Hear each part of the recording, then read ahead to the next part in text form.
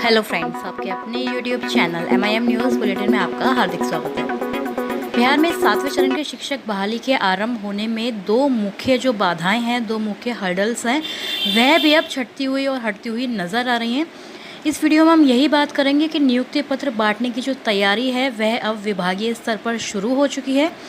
सरकार ने बड़ी पहल की है। दोनों ही सरकारों की बात यहाँ पर हम कर रहे हैं, केंद्र सरकार और राज्य सरकार यानी बिहार सरकार की तरफ से जो ये बड़ी पहल की जा रही है, किस मामले में ये भी आपको बताएंगे। 7वें चरण की नियमावली के बारे में बात करेंगे कि सीधा जो नियमावली 2022 है वह अब आपको NIC पर देखने को बहुत जल्द मिलने वाली है।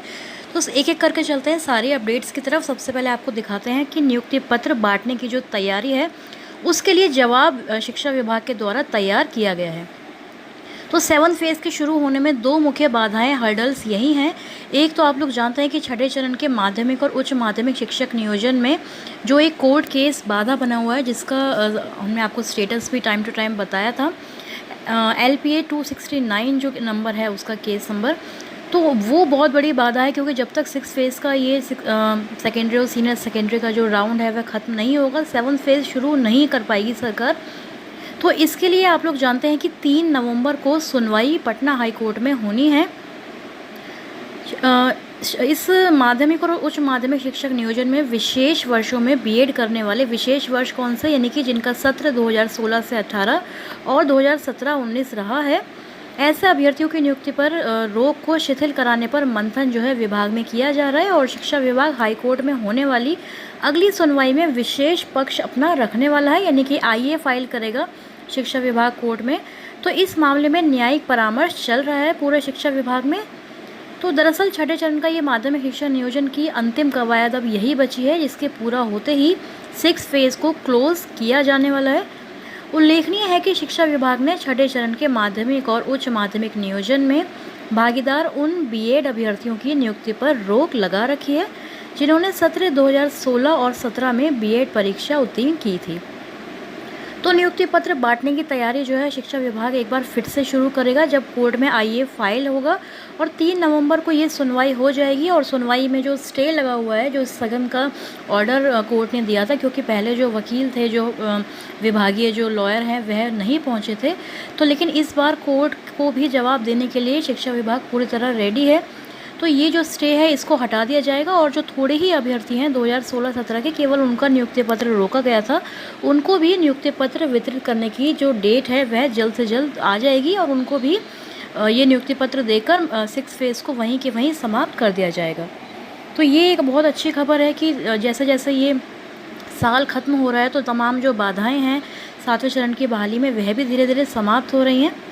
अब हम दूसरी खबर की तरफ चलते हैं, जहां पर सरकार ने बड़ी पहल की है। तो इसके लिए पहले आपको ये देखिए, न्यूज़पेपर कटिंग आज आपने सभी अखबारों में देखी होगी कि स्कूलों में शिक्षक नहीं तो कैसे होगी पढ़ाई। खासकर बिहार राज्य की यहाँ पर बात की गई है, जिसमें प्रधानाध्यापक से लेकर प्रारंभिक स्कूल्स, माध्यमिक स्कूल्स में जितने भी पद खाली हैं, 80,000 हों, 1 लाख हों, 1.25 लाख हों, सारी चीज़ों को लिखा गया है। तो यहाँ पर देखिए साइड में अगर आप देखेंगे तो शिक्षक छात्र औसत का निर्धारण, इस कॉलम में यदि आप जाएंगे तो यहाँ पर केंद्र सरकार ने बिहार सरकार को आग्रह किया है कि विद्यालयों में खाली पदों पर शिक्षकों की नियुक्तियाँ सुनिश्चित की जानी चाहिए। तो सेंटर ने कल एक, हमने आपको खबर दिखाई थी अपने प्रीवियस वीडियोस में, कि जो केंद्र सरकार है उसने पल्ला तो झाड़ा है कि अब जो सारी शिक्षक बहालियाँ होंगी वह राज्य सरकार अपने स्तर से करेगी। लेकिन अब केंद्र सरकार ने भी ये आग्रह करना शुरू कर दिया है कि जो भी मानक है, जो भी औसत निर्धारण किया गया है, उसी के अनुसार पदों का पुनर्निर्धारण करने का कार्य सुनिश्चित किया जाए। और उसके साथ ही जो स्टूडेंट टीचर रेशो है उसको ध्यान रखते हुए शिक्षकों के खाली पद जल्द से जल्द भरे जाएं। साथ ही इसी औसत के आधार पर सहायक अध्यापकों व प्रधानाध्यापकों की तैनाती के निर्देश भी दिए गए हैं। तो RTE की शर्त लागू होना भी अनिवार्य है। शिक्षा का अधिकार अधिनियम के तहत प्राथमिक विद्यालयों की कक्षाओं में 30 बच्चे होने चाहिए और माध्यमिक में आप लोग जानते हैं कि 35 बच्चों पर एक शिक्षक का मानक निर्धारित है। तो इसी मानक के आधार पर शिक्षकों की बहाली करने के लिए केंद्र सरकार ने बिहार सरकार को कहा है। इसके अतिरिक्त माध्यमिक कक्षाओं में गणित, विज्ञान, भाषा और सामाजिक विषय पढ़ाने के लिए एक टीचर की ज़रूरत है, मगर प्रदेश के विद्यालयों में सबसे ज़्यादा गणित और विज्ञान विषय के शिक्षकों के ही पद खाली पड़े हुए हैं। तो ये तो आप लोग जानते हैं कि पद सारे खाली हैं। 6 to 8 की बात कर लें, 9 to 12 की बात कर लें, किसी भी ग्रेड में यदि आप जाएंगे, ग्रेजुएट ग्रेड हो, बेसिक ग्रेड हो, हर जगह आपको ये पद जो है बिल्कुल खाली पड़े हैं, जिस पर सरकार जो है बहाली करने के लिए तैयार बहुत नहीं होती है जल्दी से। इसके लिए अखबारों ने यह भी छापा कि भविष्य का नुकसान है, इतनी बड़ी संख्या में शिक्षकों के पद रिक्त हैं बिहार में। सरकार के पास पूरा हिसाब है, खाली पड़े पदों पर नियुक्ति की प्रक्रिया विभिन्न चरणों में चल रही है, लेकिन बहुत धीमी है, तमाम बाधाएं हैं जो, और इसका खामियाजा छात्रों को भुगतना पड़ रहा है, साथ ही अभ्यर्थियों को जो बेरोज़गार बैठे हैं उनको भुगतना पड़ रहा है।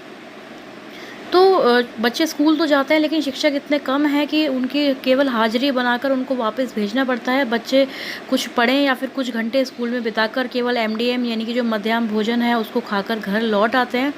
तो इन सारी चीज़ों को जो है गंभीरता से लिया है केंद्र सरकार ने कि बच्चों के भविष्य से खिलवाड़ बेहद ही गंभीर अपराध भी है, और साथ में बेरोजगारों को रोज़गार ना देना, ये सारी तमाम बातें जो हैं अब केंद्र सरकार की भी ऐसी विशेष कार्य योजना है कि शिक्षकों की जो कमी है वर्तमान की समस्या है, लेकिन यह हमारे भविष्य को प्रभावित कर रही है। तो इसलिए सभी बाधाओं को दूर कर सरकारी विद्यालयों के रिक्त पदों को भरने के लिए विशेष कार्य योजना बननी चाहिए। माध्यमिक विद्यालयों में शिक्षकों की कमी तो और ही बुरा असर डाल रही है, क्योंकि सरकारी हिसाब है कि प्रारंभिक विद्यालयों में 80,000 और माध्यमिक विद्यालयों में 1,20,000 पद खाली हैं। तो पद भी खाली हैं पूरे राज्य में। TET और STET पास युवक युवतियां बेरोजगार भी हैं। 2019 से शिक्षकों की नियुक्ति प्रक्रिया लंबी खिंच रही है। तो सारी ही चीज़ों को आज के अखबारों ने बड़ी गंभीरता से प्रकाशित किया है। तो ये सारी जो चीज़ें हैं, देखिए केंद्र का दबाव भी है उधर से, और इधर ये शिक्षा मंत्री का भी कहना है कि वह जल्द से जल्द प्रक्रिया को ख़त्म करना चाहते हैं। नियोजन नीतियों में जो भी गड़बड़ियां हैं उनको भी समाधित करना चाहते हैं।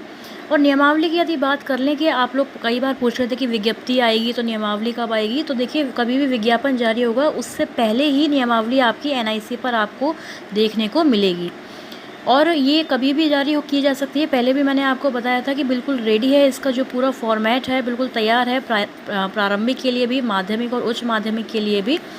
केवल जो ट्रांसफ़र वाली जो पॉलिसीज़ हैं उनको थोड़ा सा अपग्रेड करना है, क्योंकि जो संगठन हैं, जो शिक्षक संगठन बने हुए हैं, उनके साथ सरकार लगातार टच में है, मीटिंग्स हो रही हैं। तो ये इसी वीक में बहुत ही क्रूशियल हफ्ता ये आप लोग समझ लीजिए नियमावली के लिए, क्योंकि नियमावली के बिना तो बहाली होगी नहीं।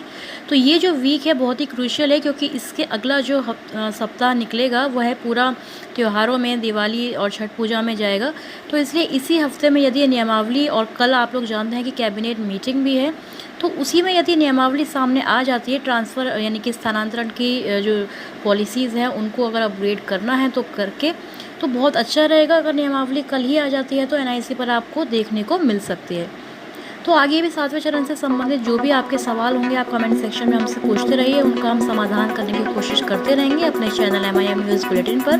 तब तक लेटेस्ट जानकारियों के लिए हमारे चैनल से आप जुड़े रहें। Thank you for watching.